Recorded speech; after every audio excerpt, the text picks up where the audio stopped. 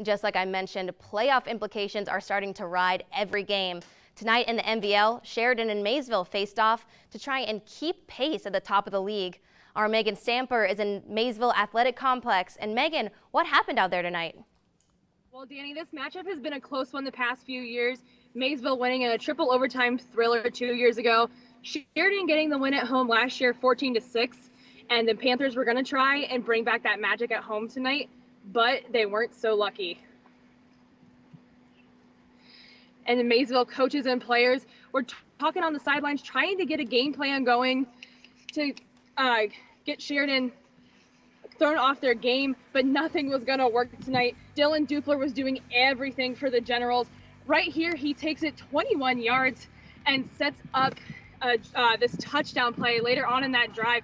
A 12-yard strike to Jared Munyon. Munyon had a game himself, too. And right here, that touchdown gives the Generals an early 7-0 lead in the first quarter.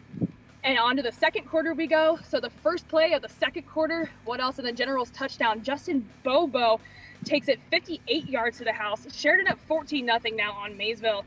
And after forcing Maysville to punt yet again, Sheridan gets the ball back. And on the first play of their second drive in that second quarter, Dupler takes it himself again down the left sideline, 58 yards. And the Generals climbing all over the Panthers, 21-0 at this point. So Maysville's deep in their own territory, trying to get out. But Connor Sidwell hooks up with Lane Householder, and that's not who he wanted to hit there. So Sheridan with great field position, and Dupler takes it in 10 yards out after that false start penalty on the Generals. That didn't stop them. 27 now after that, the extra point wasn't good. And then later on, he hooks up with Ethan Tabor for another touchdown, and the Generals would go on to win 47-6. Wow, big game for the Generals. How was Sheridan able to come out and just take control of this game, Megan? You know, this game started off looking like it would be going in Maysville's favor. They decided to go with an onside kick to start the game, and they recovered that. But they threw an early interception, and Sheridan took over, and they ate up some clock on their first drive, which was completely dominated by Dylan Dupler. He marched his team 84 yards down the field for their first score, where he hooked up with Munyon on that 12-yard reception we saw earlier. And Maysville was moving down the field on Sheridan and got some help with the pass interference call later on in the first, but they eventually had to punt on that possession. It was 7-0 at the end of the first quarter, but the Generals hopped all over the Panthers in the second, giving them no chance. On the first play of quarter number 2, Justin Bobo ran for 57 yards to give Sheridan that 14-0 lead, and that was the first of 5 touchdowns in that quarter for Sheridan.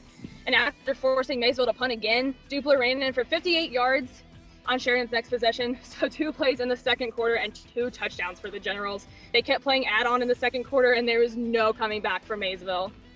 So what implications does this game have on the MVL standings? Well, after tonight, Maysville's hopes for an MVL title are slim to none. They now have 2 league losses to Philo and Sheridan. Sheridan is 5-1 now, but their 1 loss is to Zanesville, a non-conference foe. Next week, the Generals host Philo, who also happen to have an undefeated conference record.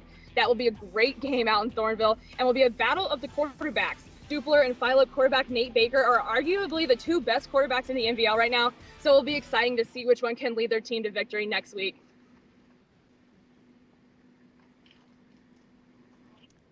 Well, it'll be awesome to watch that game and see how the MVL does play out. Thanks a lot, Megan.